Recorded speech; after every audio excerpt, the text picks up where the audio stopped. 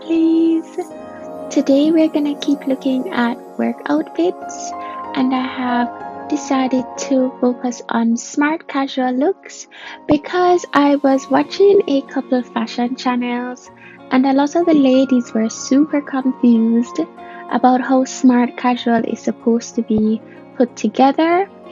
And I was like, I work in a smart casual environment. I have worked in a Yes, so I work in a smart casual office, and smart casual workwear is typically seen in science and tech. So I work as a scientist or researcher in a medical lab, and so I'm very capable of breaking down how you would put together these looks. And I actually got this idea from some of the fashion channels I follow because a lot of the ladies were giving tips about how to dress smart casual, and they were saying it's so confusing and they don't know what to wear. And I just was thinking to myself, it's not that hard. And I was like, okay, I'm gonna do a video like this on the channel. But then as I was putting together the notes for the video, I did realize that yes, it's a little tricky if you don't have the experience. So I'm gonna start with just a quick intro, then I'm gonna move over into some videos I shot during the week in the outfits I wore to work. And so the first basic smart casual rule is that you're only ever gonna have 1 to 3 formal pieces maximum, and that's based on your rank. I know often when you're observing a science or tech office space, it doesn't look as if there is any hierarchy or rank involved in how people are dressed, but there is. It's just very subtle. And breaking the rules of that kind of rank in terms of what you wear to work can definitely create the wrong impression. It's just that in science and tech spaces, nobody likes overt hierarchical displays. And all the rules I'm going to share are very similar for men and women. So the first rule, as I said before, is 1 to 3 formal pieces max. Our second rule is that only blouses or shirts, pants, or skirts and shoes fall into the formal pieces. Accessories have the least impact. And so one of the things I see on other fashion channels is like two major tips for smart casual. It's throw a blazer on, which wearing a blazer, if you're not at the correct rank, can really get you in a lot of trouble.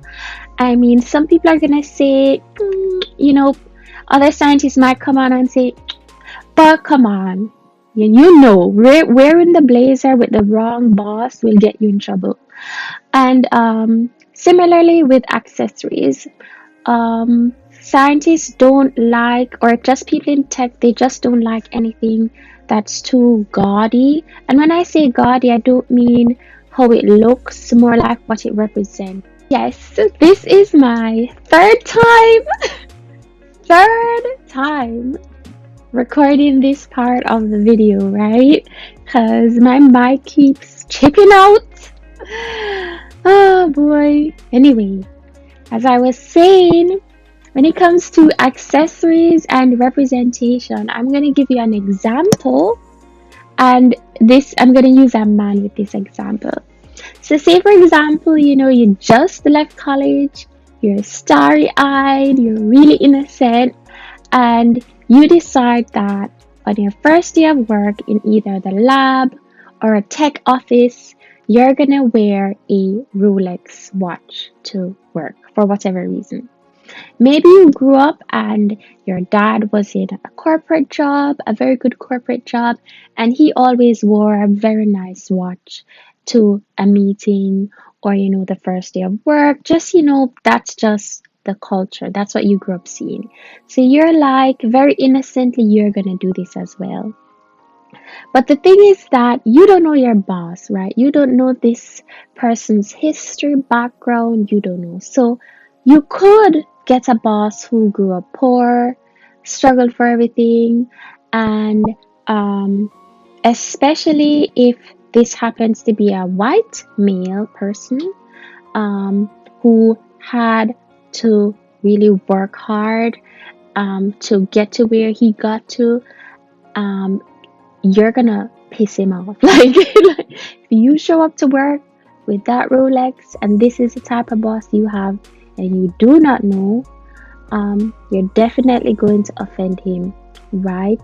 And just in general, that degree of offense, right, varies. But if you have a boss who struggled and had to like push to get to the level that they are, you know, a very expensive accessory like a Rolex watch in a science or tech office is a big no-no.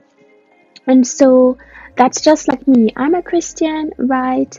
And I sometimes wear a cross necklace to work, right? And for the first 30 minutes while I'm settling in, like, it's there, people can see it. But once I start to work, I do tuck it in, right?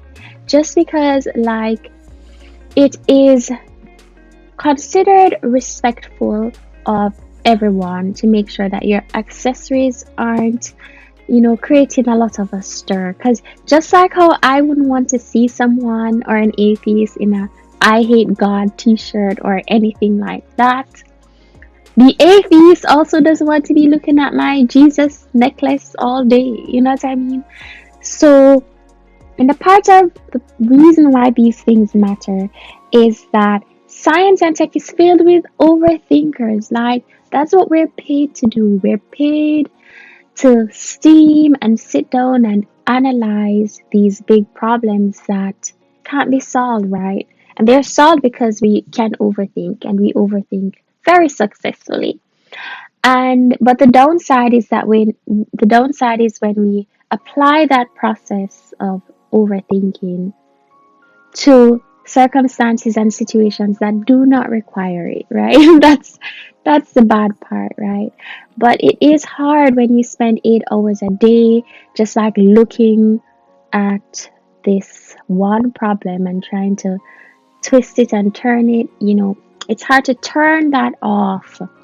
And so what happens is that there are all of these little allowances that people make just in case you're working with someone who's over analytical, especially if that person is above you. So that's how I came up with these 3 basic rules, and everybody follows them. They're not mine, I just compiled them based on like my plethora of experience observing these workplaces.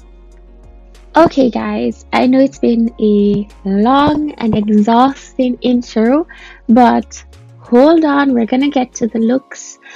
So smart casual is a spectrum like almost anything in life, and then you have like the least smart casual look you can put together to the highest look, and of course, that's according to rank. And remember, rank for science and tech is different than for other institutions.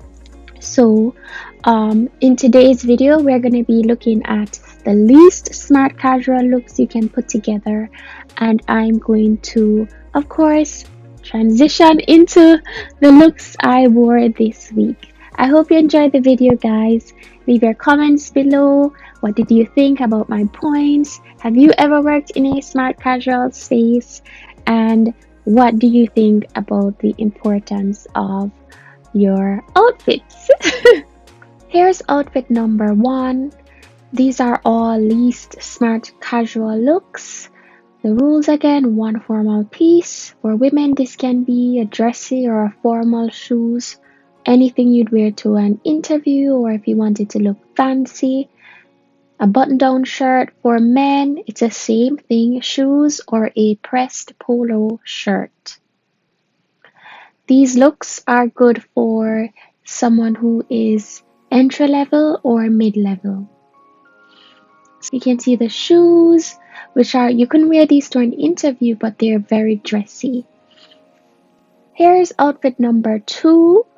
This one has the most casual elements and the least smart elements, if that makes any sense.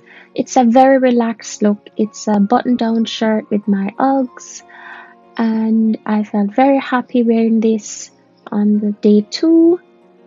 Oh yeah, guys, I forgot to mention I was wearing a headscarf this week. I typically wear my headscarf when I'm fasting.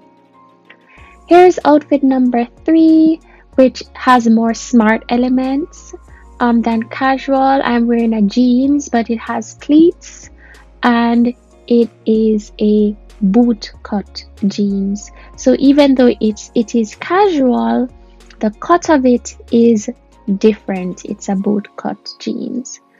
And of course, my one formal piece. These are shoes I could wear to an interview. They're my pointy toe knee-high boots, which I really love knee-highs for the winter. They're extremely warm. I don't have to layer excessively. And yeah. So here I'm showing you the boots close up. I love these boots so much. I didn't have a good experience with the company, but I mean, look at these shoes. It's so hard to find knee-highs that fit tightly. These are an Asian size boot, so that's one of the reasons they were able to fit my small calf. Here's the look full view. I'm a little far, but you guys can still see the cut of the jean. It's very smart. It's not as casual as a skinny jean. And here's a picture of me in Zara with my winter coat, and another one. And of course, I'm wearing my turtleneck. You guys know I love turtlenecks. They are casual but look very smart. Here's my fourth outfit this week, and it has the same elements: the formal shoes, the bootcut jeans, and a boat neck sweater. So one of the ways you can elevate your least smart casual look is with cuts, right? So instead of a skinny jeans, you can go for a bootcut jeans. Instead of a plain bootcut jeans, you can go for pleated bootcut jeans. These elements make the casual piece look more smart, right? Because it's sort of mimicking the formal look, but it's still not formal. And the turtleneck is the most smart looking sweater, right? Or the boat neck, because of the cut, right? The cut just looks really sharp and structured versus like the sweater I showed you at the beginning with the crew neck cut. And guys, you can see this sweater has like the nice balloon sleeves. You guys saw this one already. So I just wanted you guys to see close up. It's very pretty. Here is my last outfit. It's just another turtleneck. This is with another knee-high boot. It's a square toe, which I really like. My same bootcut jeans with the pleats. And those are my looks for the video. Okay, my lovelies. So I hope you enjoyed the video. I am popping back in because I wanted to talk about the jeans I showed. So the first jeans, I got it from Reformation on a final sale. My second jeans, I got it years ago from Fashion Nova, and I don't think that style is available. So yeah, I just wanted to close out this video showing you these jeans that have been hanging around on the screen for a minute. And I just think these are perfect, and if you can afford to make the investment, by all means. I'm glad I have these two. I'm not yet ready to dish out like $400 for a pair of jeans, but I wanted to give you guys the option, and I'm gonna link everything for you down below. I hope you enjoyed the video. I think this is gonna be a mainstay on my channel because I had a lot of fun looking at these outfits. And of course, I'm going to be showing you the follow-ups further down, not making any promises as to when, because I said it takes time to find some of the pieces, especially if you want it to fit your curvier body. So, eventually I'm going to come up with the medium and the high once I put the pieces together. But for now, I'm planning the Valentine's Day looks, but the stuff are taking forever to come. So I don't know. Valentine's Day is probably gonna come and go before I get to show you guys those pieces. So otherwise, be well, be happy, and I'll see you in my next video.